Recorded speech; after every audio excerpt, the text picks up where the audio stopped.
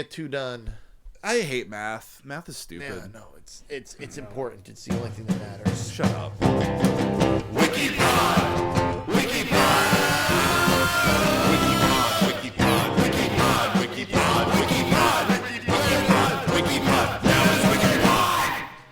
That's right, listener. It's the fucking WikiPod with your hosts, PJ. Guy. And we're bringing it at you hard, fast, heavy, thick, veiny, cut, Hot. dripping, Slimy. throbbing, well lubricated. Gooey. Absolutely. This is the WikiPod. This is the podcast where we read Wikipedia articles for you so you don't have to, and we provide a audio record of every single Wikipedia entry on the Wikipedia website in English. This is not we're not bilingual. We're not multilingual. We can't do it in Espanol yet. We are barely literate. I was talking to one of my friends from high school. They Instagram messaged me because we were talking about our German class because we took German language together, and because she had went on some kind of internet thing and it said, "I like you. You're funny." Then it said something like "Thank you" from outside the desk, from my desk outside the room in the hallway, because it was just a weird joke because my desk was in the hallway because the German teacher hated me so much. Nice. I don't know why he hated me. He just said he would just go, "Herr Paglioni, just go sit in the hall," and I would sit in the hall or walk around or it didn't matter. Stuff lockers full of paper towels. Dixie cups. Dixie cups. Sorry. Little Dixie cups. Just stuffing people's Hundreds lockers. of lockers. Absolutely. It was great. Shout out Herr, what's her name? Herr Klar was my teacher. Hell yeah. Yeah, he ground his teeth so loud. Whenever, because he just, I would smile because I was having fun. Sure. Yeah, because, I have fun. You're a happy guy. Yeah, I was a happy guy. And he'd look at me and he'd start grinding his teeth and you could hear it. It's audibly loud grinding. That's a very German activity, is grinding your teeth. Yeah. Repressing rage. Very much a, he should have been a better teacher. He literally just plopped the TV show on in German and just let us sit there. It was the worst. Yeah. Anyway, speaking of the worst, how's Diddy doing? Diddy watch. He's not dead. Not dead. He has not been axed by the Illuminati yet. Apparently, there's text messages of him and his former girlfriend talking about weird sex things they did. They read them all in court, and then she testified to what they were. It was very graphic. I won't go into it. You can look it up. Very graphic and sexy. Diddy is sexy. Apparently, his defense is that all of these acts were consensual. And, right. Maybe they were between him and his girlfriend. They could be consensual, but it does demonstrate a pattern of behavior. Right. Yeah. That's what I'm assuming the prosecution is doing, is establishing a pattern of behavior. I think they're trying to nail him on sex trafficking. Sure, they should. Because he was just they should. He was just pretty much drugging prostitutes and making them. Listen, he's no angel, folks. He did Get Him to the Greek, that movie with him and Russell Brand. I'm never gonna watch that movie. I had watched that movie a bunch of times. Nice. What did you learn from? What is the biggest lesson to learn from Get Him to the Greek? Well, pre the Diddy problems that are happening. And pre the Russell Brand problems. Yeah, and pre-Russell Brand problems. I learned that Jonah Hill, Russell Brand, and P. Diddy are very good actors together. They're fun and funny. They have a good chemistry. They had a good chemistry. It was wild. Do you think they fucked? Do you think they had a freaky gay-ass three-way? I am now this is post knowing the Diddy thing. They definitely fucked. They definitely did lots of drugs. So what you're saying is you're having post-nut clarity. Yeah. Nice. And then I realized that the Diddy in that show in that movie was the real Diddy. He wasn't the acting. Real Diddy. He wasn't acting. He did some really fucked up crazy shit. So I'm gonna try and draw a connection because I haven't seen Get Him to the Greek, but I have seen This Is the End. Are you saying that potentially the Michael Cera, who played a fictionalized version of himself in This Is the End, actually that was more aligned with the real life Michael Cera? I want to say that is actually true. Remember the line, it's sippy time. I think that Michael Cera is really weird in real life. Did you watch the Twin Peaks: The Return, the 3rd season? No, I didn't. He's really good in that. I heard it was good. I just hadn't had a chance to really sit down and watch. You should carve out some time. Do yourself the favor. I haven't had a chance to watch anything. I watched the same things over and over again because I fall asleep to everything, and I just don't want to waste my time. And you're on the spectrum. Of course. Like, who isn't on the spectrum? These days, apparently everybody. It's a spectrum because everybody's on it. You're just at a certain point. Boys are autistic. Girls have borderline personality disorder. Girls That's are just the way it autistic is. too. I know some autistic women. Misdiagnosed. It's BPD. Really? Mm-hmm. Is this a red pill thing? Absolutely. This is a red pill manosphere centrist apolitical podcast. We say things, we shoot from the hip. Yeah. You know? Anarcho-capitalism, good. Why not? I mean, It's what we jury's need. out. This is an apolitical podcast. Jury's out. We're just asking questions. We're just asking questions. What folks. if the vaccines cause autism? What if they did? Would that be a bad thing? Like what? Yeah, like it would turn the entire population to a bunch of super smart super geniuses. Maybe the frogs are turning gay because they wanted to. Maybe the frogs should turn gay. Yeah. Ain't nobody ever said gay animals can't have babies. Yeah, like yeah, sure, whatever. They could adopt Chinese frogs. Yeah, exactly. Mm-hmm. Anyway, Diddy Watch is over. There's nothing to watch. We're done watching. There's nothing to watch. It's horrible. Can we wait? Should we end the segment? No. Oh, God damn it. All right. I mean, you were trying to end it like 6 episodes. I was trying to... 20 episodes ago. I was subconsciously trying to end it as soon as you decided it was a segment and you kept bringing it up. I was like, this is a stupid segment. But now, because of your insistence, it is permanently part of the show. It's fine. It doesn't matter. None of this shit matters. Nothing matters. I know. It's fine. Terrible. It's fine. You just make content. It doesn't even have to be art. This isn't art. You just make content because that's what you do. Because we don't know what else to do. Because everything's falling apart around us. We're bored. We're tired. I'm not bored ever. Actually, really? No, I actually am just realizing in this moment that I'm never bored anymore, like I used to be when I was younger. I used to be bored all the time when I was younger. I can't be bored anymore. There's too much shit going on. You know, I'm not. I guess. You're sleepy though. I do be getting sleepy though. That's true. I'm good. Like I don't think. Like I think you're right. I'm not bored anymore, but I am exhausted from yes. From everything. But that's not being bored. Yeah, I know. It's being overwhelmed. I'm overwhelmed is an understatement, man. Mm-hmm. Understatement. I actually am pretty happy though, because I'd rather be exhausted than bored. Like being bored was like a nightmare. Remember being bored back when you were younger? There was like nothing to do. I mean, I lived on an island and threw coconuts at my brothers. Well, there was always something to do, but I'm sure at some point in your youth you were bored. It was like, I guess it was like high school. I was bored. Yeah, and you were filling people's lockers up with Dixie cups. Yeah, I was being bad. You're being a little hoodlum. Yeah. Mm-hmm. I was stealing projectors. That's fine. Getting suspended because some kid in Germany shot up all his teachers the same day I decided to steal things. So they suspended me for 3 days. It was the worst. That's a weird connection to make. That's what they did, though. Yeah. So did they say like because of this school shooting in Germany? I was using the projector to teach classes across. I remember that. Yeah. You've told the story on the podcast. I know, before. and I put down. I wrote the words "kill them" because it was part of the story. Because like the bad guys were killing them. Yeah, that's where you went wrong. And I couldn't get rid of the slide.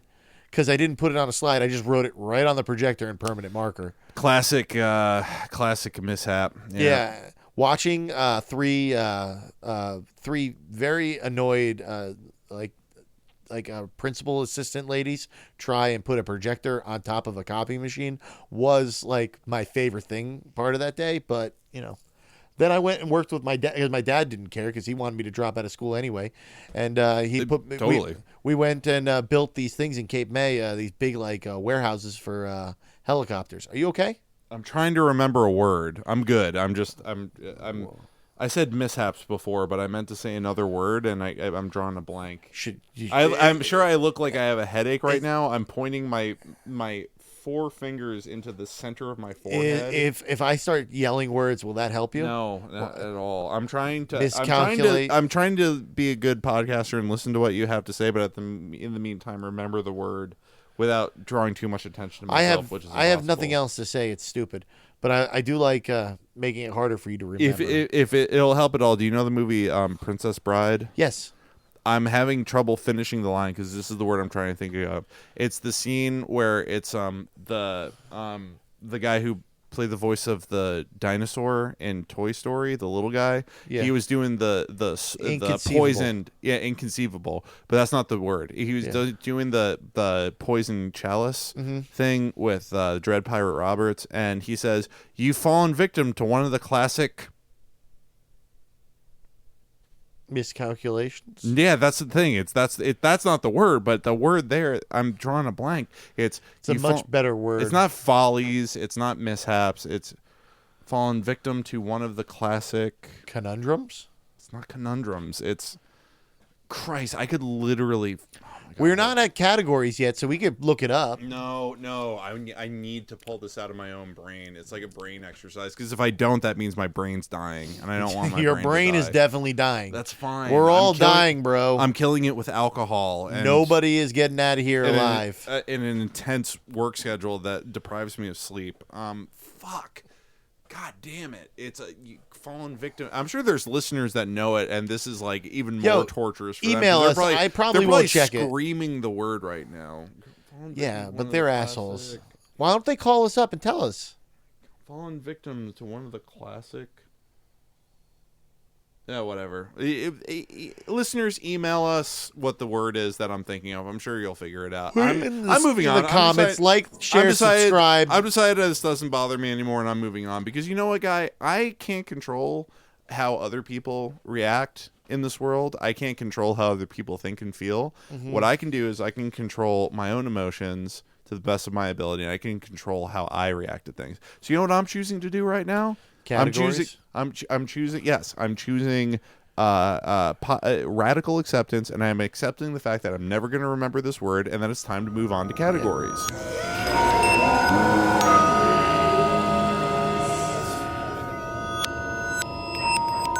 Well, what if we looked it up? We're not looking it up because it's categories now. Okay. My category is going to be palindromes. Very specific. That's a tough one. It's fine. All right. My category is going to be legends. Legends of the Hidden Temple. Anything that has to do with legends. Olmec. I'm Olmec. What team were you always like rooting for at the beginning of the episode on Legends of the Hidden Temple? I don't remember like who the teams were. The purple parrots, blue barracudas, silver monkeys, silver monkeys, orange iguanas, silver monkeys. Yeah, I was silver monkeys. Silver too. monkeys. Yeah, I was always silver monkeys. Honestly, silver monkeys, and it was always disappointing because you know what I really want? Made it. I want a piece of the aggro crag. Everybody wants a piece of the aggro crag. My lovely, beautiful girlfriend Nicole has a homemade piece of the aggro crag. Oh, cool. Mm-hmm. Awesome. It's not in our apartment. I think it's back at her parents' house, but it exists. It's out there. It's not an original piece though. I feel like you could probably get. There was plenty of those that went around. You could probably get one off of. They're probably on eBay for like $150. Yeah. Or So what? Stupid. Sorry, which category did you pick? I picked legends. You picked what's it called? Palindromes. I'm gonna click it. Click it or ticket. All right, I got it. Let's see. What'd you get? Hell yeah, we got a good one. Oh shit. We got a good one. Oh shit. The Wikipod episode of this week is episode. What the parentheses fuck? Film. Oh, it's a film. It just says episode. Nice. Oh, hell yeah. Episode is an Australian film from 1935. Austrian. You literally just did a Lloyd Christmas. It's what I always do. I just read things. things. Austria, huh? Well, throw another shrimp whatever. on the It's from barbie. 1935, which means that it's probably like some kind of like Nazi propaganda. Just bulldoze through my fucking quoting of Dumb and Dumber, dude. Yeah, all the time. Okay, fine. Move on. Well, it's Samsonite, right? Is that where you're going? No, I was. Never mind. The moment's come and gone. Episode is an Austrian film from 1935. It belongs to a popular Austrian light romantic comedy genre known as Yes. Yes. Known as the Wiener film. Hell yeah. We got a good. Oh my gosh. You know what the problem is? Like, we might have to watch this movie. No, I'm not watching this fucking movie. It's a Wiener film. I ain't watching no Wiener film, bro. We're watching Wiener pause. films. Yo, We pause, watched- bro. No homo. I ain't watching no homo. Yo, no Diddy. I ain't watching no Wiener No film. Diddy. That's the new thing the kids are saying. No Diddy. Yeah, they say no Diddy instead No of Diddy no homo now. because it's not okay to say no homo. Yeah, a Wiener film, but also contains for a Ain't no film of this fucking genre unusual, serious social comment. Okay, It was okay. written and produced by Walter Reich. The film has a particular importance in German language film history as the only Austrian film with a Jewish producer that was permitted to be imported and shown in Nazi Germany after 1933, and the ban on Jews working in the film industry. Damn, that's crazy, dude. This It's is the pretty crazy. So this actually does have a lot of historical importance. And shout out to this movie actually being able to like get through like the horrors of Nazi Germany. Very Shout strange. down Nazi Germany. I know this is Yeah, this is an absolutely. apolitical podcast, but we are not fans of the Third Reich over here. No, at the WikiPod. no way. They suck. Fuck the Nazis. All right, we got a table. Yeah, we got episode directed by Walter Reich, written by Walter Reich, and produced by Walter Reich Victoria Film. Starring Paula Wesley, Carl Ludwig Diehl, and Otto Tressler. Cinematography by Harry Strandling. Edited by Willie Zane. And music by Willie Schmidt-Gentner. Distributed by Syndicat Film. That's got a red hyperlink. Yeah, to it, that so means it's dead. that article will be dead. So the release dates are 23rd August 1935 in Germany and 13th September 1935 in Austria. The running time is 105 minutes. Country is Austria and the language is German. Deutsch. All right. The German premiere took place on 23 August 1935 in the Gloria Platz in Berlin. The Austrian premiere was in Vienna. It was in a Vienna cinema on 13 September of the same year. It was the first broadcast on television by ARD on 2 December 1958. On 1 April 1994, it was released on VHS video. April Fools. April Interesting. Fools. All right, so the Wow. plot, we got in Vienna in 1922, daily life is dominated by inflation and unemployment. In the evenings, the population attempt to divert themselves from the miseries of the economic situation by indulgence and excess in bars and clubs. Morale is low and sinking further. Oof. Through the failed speculations of the president of her bank, Valerie Gartner, a student of applied art in Vienna loses the small property on which she and her mother live. Torresani, an art dealer, notices her distress and buys some ceramics from her. Guy already on board to tears. I don't want to Yeah. watch this fucking movie. This sounds like a fucking slog. It's a little sloggy. Yeah, totally. And they don't even speak English in this movie. No, it's Deutsch. Yeah, you want to take it from there, bro? Yeah. He also offers her financial support in the form of a monthly allowance. Valerie, however, in the belief that he would In the belief. in the belief that he would expect something unacceptable from her in return for his money, rejects the offer with disgust. Nevertheless, when sometime later she runs out of options, she once more approaches Tersani for help. He is now able to convince her that he is not looking for something in return, but is genuinely trying to help her. And in due course, the two become good friends. Wow. Interesting. Yeah? You One sure about that? One day, when Tersani is unable to keep an appointment with her, he sends in his place Keynes, the tutor of his sons. Keynes believes that Valerie is Torsani's mistress, and his initial demeanor towards her is therefore extremely cold. However, he falls in love with her during the course of the evening. Damn. Oh shit! One evening, that's it. Yeah, that's all it takes, Horny. brother. Horny. Valerie, in the meantime, learns from Keats that Torresani has a wife and 2 children. Damn. And she decides that she can no longer accept the monthly checks. But a friend of hers who disagrees with Valerie's decision intercepts the next check and cashes it in Valerie's place. The friend later regrets her deceit and visits Torresani's house to confess and put things right. But when she arrives, she is unable to get a word in edgeways and is sent away again with a letter for Valerie. Valerie assumes that it is a letter of farewell from Torresani and immediately goes to his house, where she receives an unexpectedly friendly way by his wife. It now appears that the letter was an invitation to a party. Damn! Yeah. That's funny. Keynes had to convince Frau Torresani, Frau is his wife, that her husband was Thank you.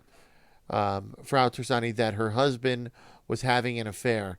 The misunderstanding is now cleared up.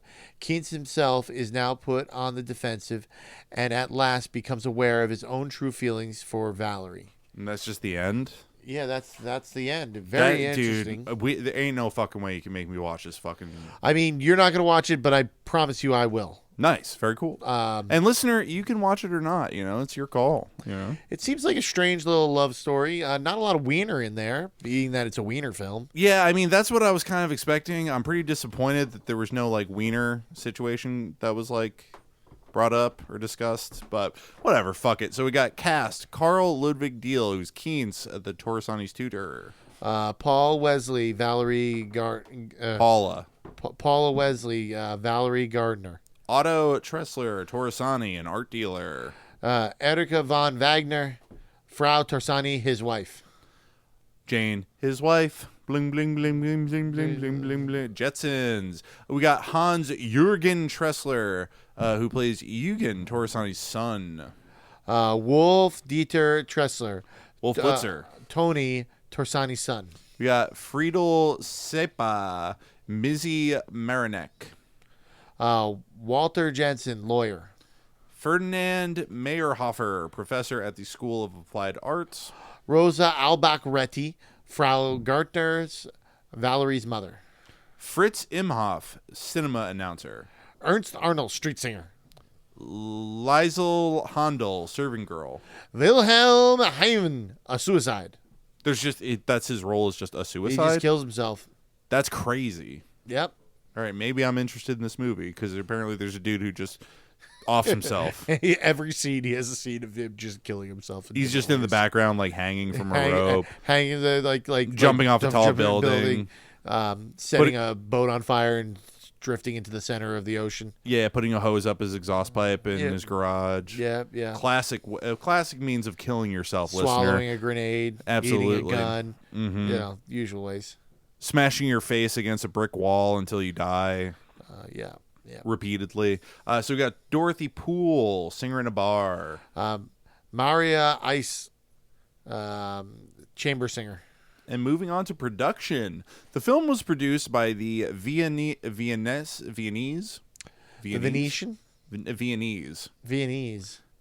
It should be Venetian, right? Whatever. The film was produced by the Viennese company Victoria Film. The sound system used was that of Tobis Klangfilm. The set builders were Karl Stepanek and Franz Meschkan, and the designer was Oscar Strand. Or Stranad. Distribution was by Syndicate Films and promotion by Tobias Sasha Film Mysteries. Film Industries. Yeah. Tonight on Film Mysteries. Update. Guy doesn't know how to read. That is not an update. That is just a fact. I'm Robert Stack. This is the worst Robert Stack impression anyone has ever done. On the Situation Room, I'm Wolf Blitzer. And I'm Robert Stack. I'm Wolf Blitzer. I do not have my. We have solved the mystery of what Wolf Blitzer's penis looks like. Update. It's weird and small.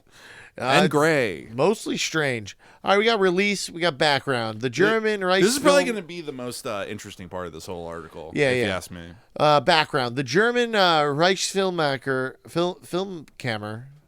Is that Reichsfilm. You tell me, dude. It's a very difficult thing to read. You speak more German than I do. Auf Wiedersehen. Exceptionally gave permission for the film to be shown in Germany. This was the only time after the National Socialists came to power in 1933 that the Austrian film on which Jews had worked and received consent to be shown in Germany. Artistically, Episode is distinguished by its setting in the economic crisis of 1922, the oppressive atmosphere of which is elevated largely by Paula Wesley's performance as the penniless art student into an emotional, powerful psychological depiction of the double standards of contemporary Vienna. Versions. Christ, guy, read the words. Versions and censors' decisions. At the censor's inspection of the in Germany on 8 August 1935, the film had a length of 2,089 meters. 2,893, bro. I know. I'm sorry. I got to the meat tray. You stopped looking at the numbers. And I know.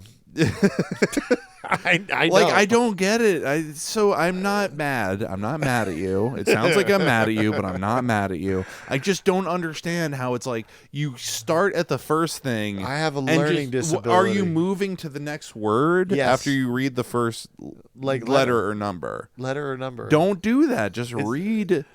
It's not something that can be helped. Yes, it is. And we're helping you right now through fucking practice. Well, how do you get to Carnegie Hall? Who is Carnegie Hall?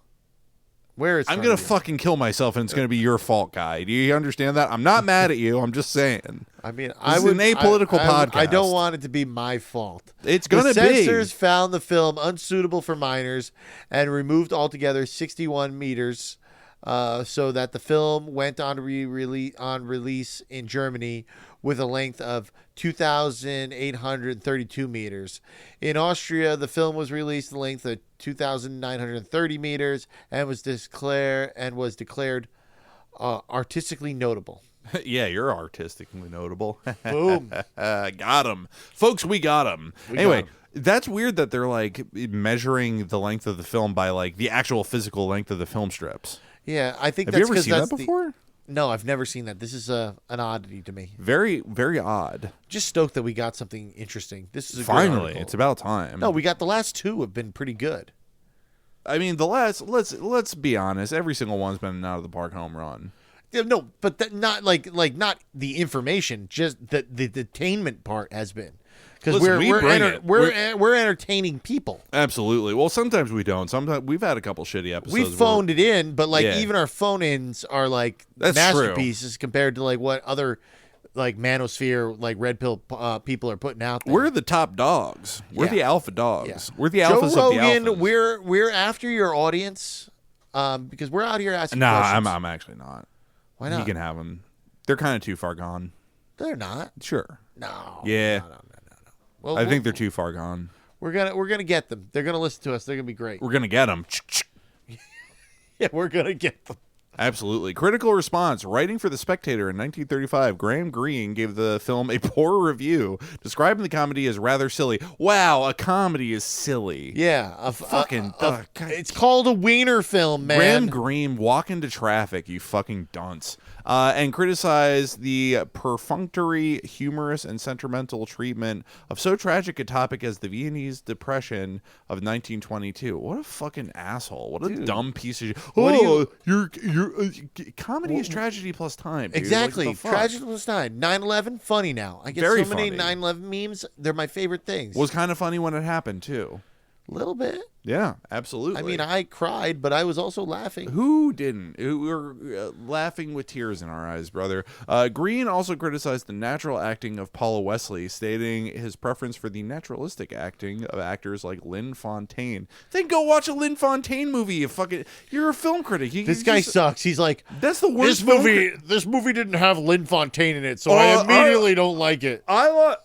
This movie was bad because it didn't have Arnold Schwarzenegger in it. I like there was no Terminators in this movie, so the movie was bad. Fucking asshole. That is actually such a valid argument, though.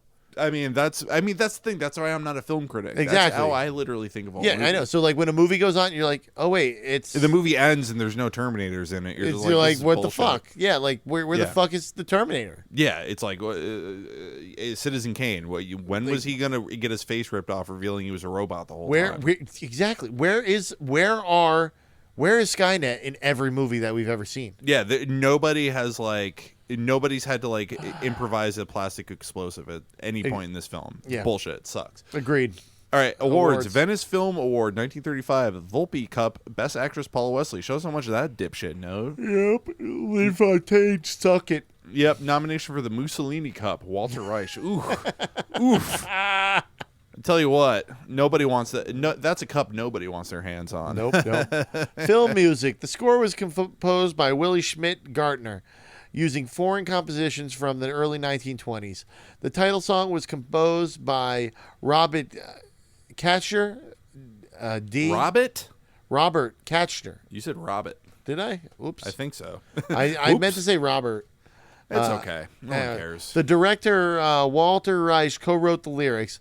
The Viennese music publisher, Ludwig Doblinger, Perfect.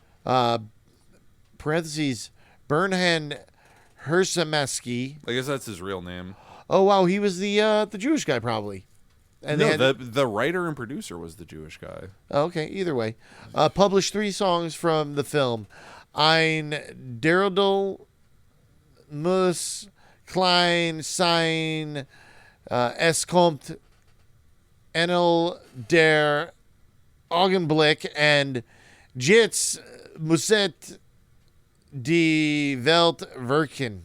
Sure. Notes. We got 1. Green Graham. Boo. Shout down Graham Green. You suck. You suck. 1 November 1935. Barbary Co. /episode / The Passing of the Third Floor Back. The Spectator reprinted in Taylor. John Russell edition 1980. The Pleasure Dome. Hell yeah. The Pleasure Dome, bro. That's sick. Oxford University Press, pages 32 to 33. ISBN 0192812866.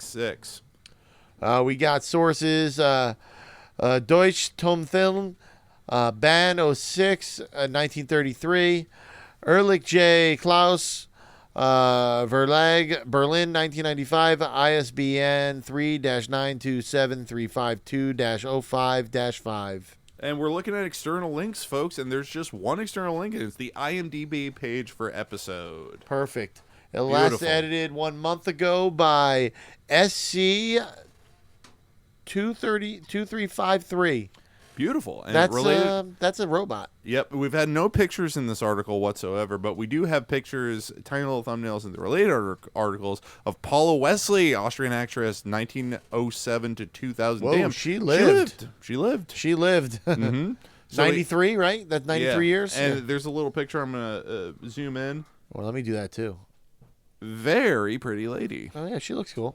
Absolutely. Right. Then we got Masquerade film, 1934, Austrian film. And we got Wiener film, Hell Austrian yeah. film genre. And it looks like it has the picture has a bust of a man. It looks like a wiener. Dude, that picture is great. Yeah, it's pretty good. He's wearing a bow tie. Oh my God, this is a wiener, dude. Genuine. It's pretty This is a guy who's looking at wieners all day. I'm sorry. You got a bust of a wiener? Excuse me. Dude, so what do did we yourself learn? a favor. Go on to this Wikipedia, skip everything else because we already went through it, and just look at this guy's face. I can't wait till we get to the Wiener film article. That's Me gonna be too. great. It's going to be awesome. It's going to be better than this episode was. No, This is an a okay one. quality episode. We did This is good. good. We did a good job. I mean, I'm giving us Listener, you did a terrible job. yeah. Well, I mean that goes without saying, but we're gonna say it because we're not that we're mean people. I'm not going to say it. But the listener is not very good. A lot of people are saying this. The listener, see, very bad. Bad listeners on the wiki. They call it the Wikipod. There's these 2 guys. They're in a basement somewhere in Tom's River, and they think it's cool to make fun of me. They're doing impressions based off of impressions of more talented broadcasters that they listen to on a daily basis. They think they're centrists. They don't know a thing. They're really They just have no idea. They're a bunch of dipshit leftists who don't actually have any real clear reading of theory, and they can't really back up any of the things they say. They're kind of stupid, but we love them, folks. We love them. We love them. They're failing like the New York Times, failing like the New York Post. Guy and JP, we love them, folks. Yeah. I'm PJ. I'm Guy. Guy. No, not Guy. I'm Guy. All right, bye. Bye.